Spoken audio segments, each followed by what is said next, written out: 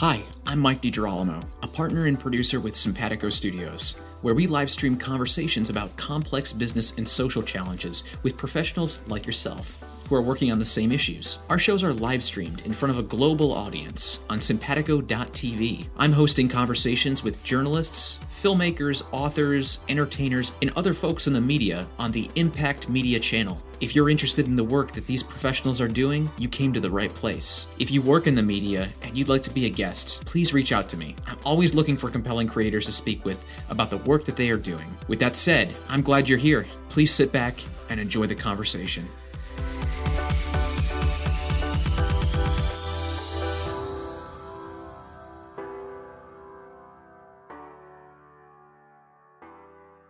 Hi, everyone. Thank you for joining me again on Impact Media. So I just want to set the context here for this episode first. So as you know, I live here in San Francisco. And when I first moved here, I noticed that this city was just incredibly hilly. There's hills everywhere you go. And I was on YouTube one day just searching around like San Francisco's steepest streets and things like that. And I came across a video called The Essential Guide to San Francisco's Steepest Streets, made by a YouTube content creator named Joey Yee. Now, Joey is a San Francisco native. He's been here his whole life. And it turns out he actually creates videos about everything that has to do with San Francisco, from local culture to the Golden Gate Bridge to Golden Gate Park. And he does such a good job of taking all this information and teaching folks who are either new to the area or even folks that have been here for a long time, really unique and interesting things about this city. And I was really inspired by his content, and I just felt like I really had to have him on the show because I thought that he'd be able to provide some really good insight into content creators and give you some tips about how you can highlight your local community as a video producer. So I'm really excited to have him here today. Here he is, Joey Yee. Joey, how you doing? Hi. Thanks for having me, Mike. I'm doing really well. Thanks.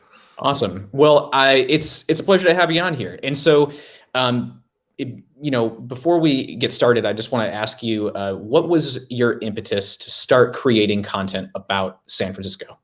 It really was a couple of things. One, it was kind of a lack of, I guess, ability to make video stuff at least for the current job that I was working at the time. I was kind of being held back and I wanted to make something of my own.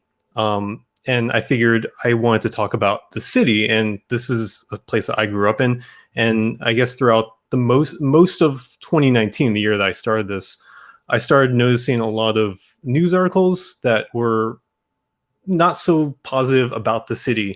This was during a time when, all this tech was, and continues to be the case, but like a lot of tech was coming in. A lot of people were feeling the effects of gentrification and rising rent costs, and people tend to just be dunking on the city in every major news article. I think the one that was kind of the thing that kind of started the ball rolling was a Washington Post article. It was titled "How San Francisco Broke America's Heart," and kind of detailed all these issues that were just, we're not so positive. And I wanted to kind of go against that tide. I wanted to talk about things that I knew about the city, because I understand that the city has problems. And, me being somebody who has lived here their whole life, I wanted to also provide an outlet for people that wanted to know good stuff about the city. And one thing led to another. I left my job and I decided to go full freelance, but at the same time I wanted to make these videos about the city that kind of highlight the things that I love about it. And so let's talk about a bit about the things that you love about it, but let's also highlight the fact that you're from the Richmond district. That's Mm-hmm. kind of like your area. That's a place you know a lot about. But even just beyond the Richmond district, can you talk about some of the places in San Francisco that you really love that you feel like aren't given the proper attention? These could be places that you've already highlighted in your video, but what are some of those places that you feel that the public just doesn't know enough about? Yeah, I think definitely most of the Richmond district, where I live, which is over on like the northwestern side of the city, and it's like this is a neighborhood where not a lot of people go to if they're not trying to go like to Ocean Beach or Golden Gate Park or the Golden Gate Bridge. It's kind of sandwiched in between all these different attractions, but it includes a lot of small businesses and a lot of places that you really wouldn't find anywhere else. It's just, I grew up here, or I spent most of my life, most like my entire adult life living in this neighborhood. And I don't know, I think it's just, it strikes a really, really good balance between being this sort of bustling area where, it does have a major thoroughfare that shuttles one of the busiest bus lines in America, back and forth across the city. But at the same time, you step 2 streets over, and it's like these really quiet, kind of very, very quaint, restaurants and shops, and very walkable. And I was able to, through making these videos about this neighborhood, able to get to know a lot of the people who live and work in these shops and restaurants. And there's just a very, very strong sense of community here that I really haven't felt in a long time, I think. But you did choose some very specific places in your videos to feature and highlight. Why did you choose those places? I think I mainly chose them because there are places that I really feel strongly about. Like, for example, I made a video about Trader Sam, and this is a bar that, if you didn't really know any better, is just some random dive bar out in the suburbs of San Francisco, you can call them. And I live a couple blocks away, and it seems unassuming, but I feel like there's so much, especially in San Francisco, there are so many places that have this kind of hidden history behind them, behind this just old looking facade. It turned out that Trader Sam is the oldest tiki bar in the world, but they don't have that on the plaque. They don't try to use that as like marketing material. It's just there. And places like that really, really fascinate me, and it makes me feel that somewhere like the Richmond district, where it's kind of slept on, it just goes to show you that it has so much more to offer. You just really have to dig a little bit deeper. Yeah, and the last time I checked, at least I've watched the video, you highlight the fact that they were open for takeout, and I was just curious, like, since you made that video, have you heard anything about increased business or more people becoming aware of Trader Sam that maybe talk to you about it, or have they reached out to you to talk to you about the impact it had? I think a lot of people who have watched the video, they've told me that, like, I had no idea this was a thing. But as far as like how my videos can, I think, how do I say this? I think a lot of the people that frequent Trader Sam's, they're people, or I think a lot of their business comes from locals and people who have been going there for like 10, 20, 30 years. I haven't really seen I haven't really gotten word if there was like an increase, just because that video was released in the midst of a pandemic, and it's constantly changing. Like, the city is constantly changing the rules of what is and isn't allowed currently. But I would like to believe that my videos can have that kind of opportunity for a change in business, if possible. Yeah, and that's something where I was like, because in watching your videos, I was like, well, then I need to go visit these places as soon as it's safe to do so.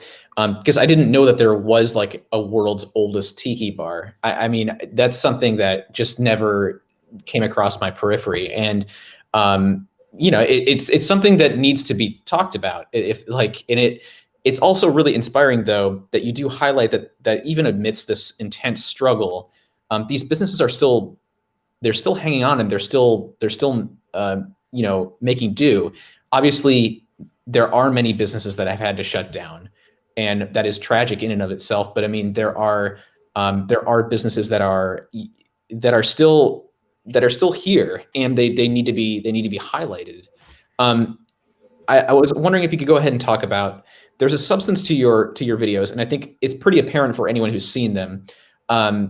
There's a quality to them that you describe really accurately as authenticity. And I would just like you to talk about, why is authenticity so important, and what is it exactly? As far as like the videos themselves, you mean? Yeah, and like making them? Yeah. Yeah, I think being a person who has worked in YouTube for other companies, I know somewhat the tropes and techniques that people use on with online video to get people to watch it and to come back and to subscribe.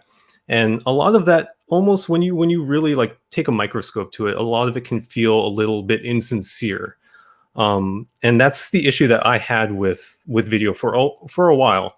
And so when I decided to make my own thing, I wanted to make sure that I didn't try to play certain things up to be more than they actually are. I wanted to present the city and my thoughts about the city in its most sincere form. And I think the best way that I was able to do that was just talk like from the heart.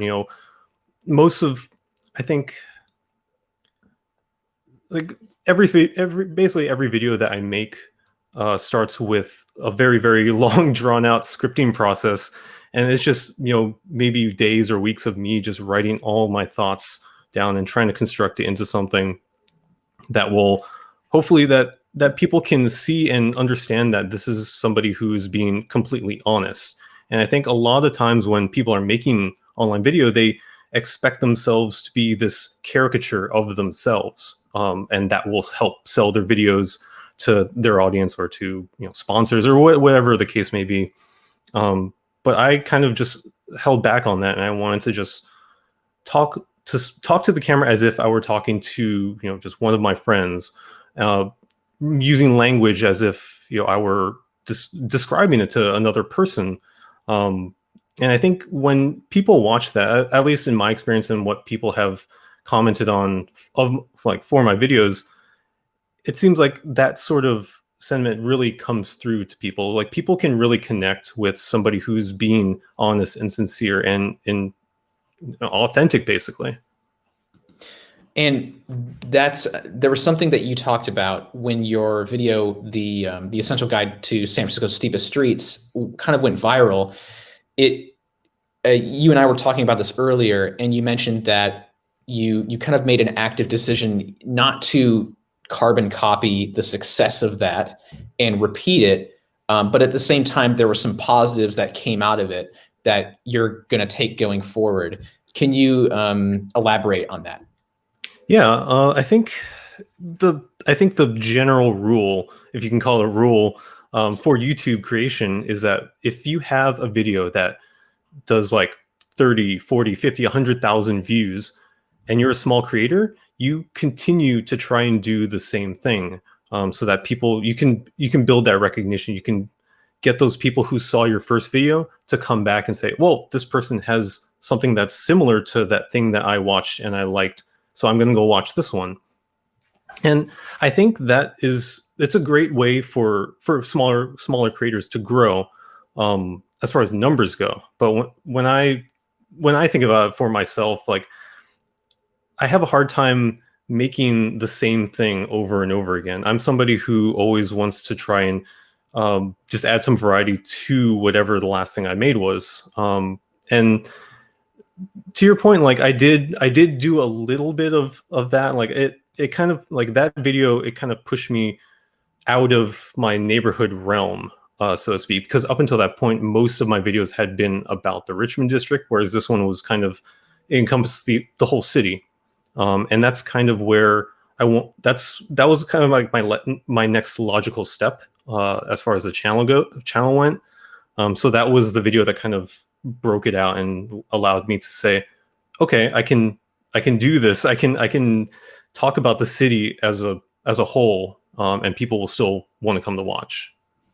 Right. So it's almost like, encouraging other YouTube creators to kind of push themselves outside their comfort zone, so to speak. But I mean, it sounds like at least you're advocating for yourself here, that you don't see, just copy paste as the strategy to go forward. Not that there's anything wrong with that if it's helping someone build an audience, but you're saying, what I hear you saying is that you're really more interested in following your muse. And yeah, I think, yeah. Sorry, but I was just going to say, like, I think maybe it's just because I have a somewhat unconventional approach to YouTube, because I'm like, yeah, the channel is new, but I've been doing this, producing online content for YouTube for companies for a number of years. So I guess I'm just a little bit exhausted in a way of that method of retention basically and acquisition. Whereas I want with this channel, I wanted to see if I could make just purely the things that I wanted to and my style, and having it be different from video to video, and see if people would actually come to watch. And so far, I think I feel like I've been doing a pretty good job. Yeah. But it's something that is a little bit different. But I feel like in the end will pay off for the person making it, because it's their like unadulterated vision of their own content. Right. And that's like, there's also the other thing to consider is if someone amasses a giant following, so to speak, but they don't do it based on content that is authentic to them, then really um, how enjoyable of an experience is it going to be for yourself or for the audience going forward in the long term? Is that sustainable? And it may be for some folks, but what I hear you saying is that for you, it's really more about the substance of what you're creating is the foundation and the most important part. Mhm. But so I'm curious to know then, what were some roadblocks that you encountered? And we did talk about this a little bit earlier. What were some roadblocks that you encountered while you were either considering making projects or just straight up logistical problems that you experienced while making videos? I think probably the hardest thing is doing. I think it could be the case with any creator, but like for me, it was kind of doing things on my own, because this is for the most part like 100% solo project, um, and it's like trying to change how I view the filmmaking process when it's only a single person. Because I went from working on film shoots to being in an office with like 30 other people collaborating, to just a single guy with a camera and like a microphone. um so I guess turning like, and during those times while I was working for companies, I was doing a lot of camera work where I wasn't the subject. That was pretty rare at the time for me to be on camera. So to like flip it around and now be the one talking as well as producing, as well as writing and hosting and all that, it was definitely a change for me, and it took me a somewhat of a long time to get entirely comfortable. I'm still not 100% comfortable like being out on the street shooting, being acting like a crazy person with holding up a camera in front of my face, but it's getting a lot better. And I feel like one of the things that has actually made me feel more comfortable is that through producing these videos and people in the neighborhood watching them, I've noticed that a lot of people, or not a lot, but maybe once, or maybe like every other time I'll go out to Geary or Clement Street, somebody will point and be like, and say my name and kind of recognize me. And that's like taken me by surprise a lot, and like in the last couple months. But it's kind of helped me push through these like awkward phases of, YouTube creation in the wild. Because people see it a lot on their computers, but I guess the question is like, how often do people see somebody making videos for YouTube on the street? And to be honest, I haven't seen that aside from myself. Yeah, I can't say that I have actually really ever seen someone on the street holding a camera and have known, oh, they're making a YouTube video. I suppose that if I saw someone like photographing themselves with a selfie stick, I might assume maybe that they're making a YouTube video, but it's kind of hard to tell. But it's really cool that you're getting like people recognizing you on the street. It's almost like um, you know, it's almost like now you always were a part of the city, but now it's like you're becoming a part of the broader conversation of culture in a way. Mhm. And in a way, like, doesn't that also aid you in establishing trust and relationships with other places you might want to film? Because then you can say, hey, look, I'm Joey Yee. I've done videos on this neighborhood and this neighborhood. I would like to, do a video about your museum, your shop, your what have you. Do you think that that's going to help you going forward, or is that something that you haven't really thought about yet? What are your thoughts about that? Oh no, absolutely. Like I think that for me started fairly early. I think my second or third video was about Clement Street and like a bunch of the shops that I frequent down there. And the reason why that video kind of got a lot of attention was because the Merchants Association of that neighborhood kind of sent it to everybody, all the shop owners and everyone, their friends and families, and it kind of got me name recognition in that neighborhood, and that alone is I think invaluable for future projects. Being able to walk into a store and not being afraid of getting rejected and actually being welcomed is I think not only good for logistics, but it's good for how you present your video and how you host and how comfortable you feel being in a place where they're telling you to come in and wanting to help you and show you stuff, as opposed to someone being kind of, wary and saying like, okay, sure, but you can only just do it over here or something like that. But And yeah, so, I think it's, go ahead. so yeah, sorry, I didn't mean to interrupt you there, but I was going to say, I know that there's bound to be some folks watching who maybe haven't taken that first step to approaching people yet and are kind of afraid to do it. Do you have any like tips for a first-time content creator who wants to do that but is afraid of the rejection, or Right. what are your tips for a person like that? I think if you can convey that you are doing this, for fun, for yourself, and not really making it out to say that to seem like you have an ulterior motive, I think most businesses will be more than happy to help, or at the very least not have an issue. Especially if, I would say mostly if it's somewhere like a retail shop. Maybe a restaurant might be a little bit harder if you're not already eating there. But I think most places, especially now when social media is so prevalent and everyone's taking photos and videos of their own shops anyway, a lot of them might see it as just beneficial for them. So it's like a mutual understanding that this thing will help both of us. Awesome. And so I just had a couple of questions I wanted to ask, what is your favorite video that you've shot so far and why? Don't do this to me, man. I mean, you can just give me like 2 or 3 where you're like, I mean, you don't have to pick a favorite, but I think one of them is the Internet Archive video that I did back in, I think, November. And that video was really fun to make because I got to kind of flex my motion graphics muscles. But at the same time, I think it's probably one of the most fascinating topics I've covered in my videos, because it's a place that most people, one, won't know it's there, and two, is it's such an interesting place. Like, the internet is backed up here on this small little corner in this old church, and that alone kind of just blows people's minds that, like, first of all, that can even happen, that a small organization is actually doing something like that.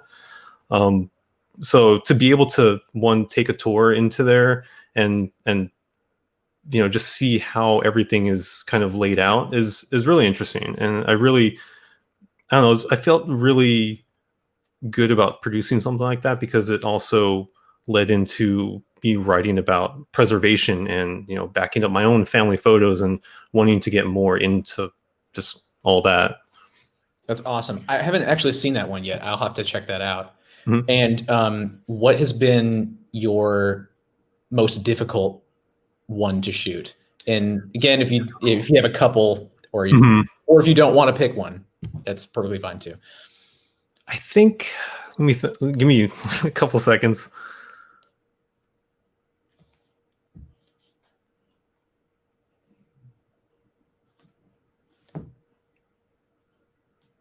Oh man, I don't know. This is something I realized I've never really sat down to think about. It's kind of a good thing that you can't like point to one and go, "Oh, that was the hardest one," because like it just kind of shows that you're obviously really so in the zone while you're making them that you're not really like thinking about how difficult it is. Yeah. But from my own vantage point, looking at it, I would have thought that logistically speaking, the Steep Streets video would probably have been really difficult to drive to all those locations, photograph it, do it without any kind of commotion or any kind of event, and then put all the graphics and overlays on it. That I thought was pretty involved. And then the Trader Sam video, there was a production value there where you were like doing like these like animations, or at least special effects that aren't present in your other videos that I Yeah. thought maybe that's gonna take quite a while to make that. Yeah, But I don't know. I mean, I maybe, was gonna mention the Trader Sam one because it featured things that I'd never done before or actually since, yeah, including like having like the full setup, with lights and having like set dressing basically, but also like having these kind of weird ideas and finding ways to kind of fit them into these videos. Um, yeah, I had like I remember when I was thinking of the Trader Sam video and how I wanted to incorporate the. If you haven't seen it, there's a little tiki head that talks. it's pretty Kind of cool. like I the gotta voice of say, reason throughout the video, but yeah, those kinds of moments in my videos kind of rarely where I come up with an idea and it kind of makes the entire video just whole, yeah. where everything comes together because of that one idea. Well, I mean, I encourage folks to check out Joey's channel, and I mean, all his videos are really cool. The Trader Sam's one is really interesting because it's the production value that kind of rises above what you see in a lot of YouTube content, in my opinion. But yeah, really quickly before we end the show here, can you talk about anything that you're working on next? I know that you said that you were looking to like start, maybe making videos about other neighborhoods outside of the Richmond or in other parts of San Francisco, but what's on your plate? What are you thinking of doing next? So yes, you are right. I do want to like branch out into like other neighborhoods, and I'm currently writing one all about the Sunset, and I think that one will be. So far, the script is probably my favorite so far, just because I don't know. I touch on a lot of things that, or I don't know how to describe it, but No, I it's really like it so far. yeah, And it's something that's like, well, the Sunset's like right across the park. It's so close to where I live. That's kind of like the next logical step right. for my writing. And then one other thing I will say is that I do want to write about more than just San Francisco eventually. And one of the places that I want to talk about is this little town all the way, maybe like halfway to Sacramento, called Isleton. And it's this tiny delta, it's on the delta, maybe has like about 500 people now, but back in the 1900s and early 1900s, it was it had a very, very large Asian population. And that's where my grandfather actually grew up. And I wanted to sometime visit there and see what it was like and talk to people there. And I think, I don't know, just finding things that mean a lot to me is also very important, in addition to making stuff about the city and things that I love here. Awesome. And well, I look forward to it, and I'm sure everyone on YouTube who follows you really looks forward to it as well. Well, we've reached the end of the episode here, Joey. It's been really awesome. I would love to have more conversations with you in the future, just to talk about what you're working on. If you're always welcome back on Simpatico, and yeah, I really appreciate the work you do. Yeah, thanks so much for having me, Mike.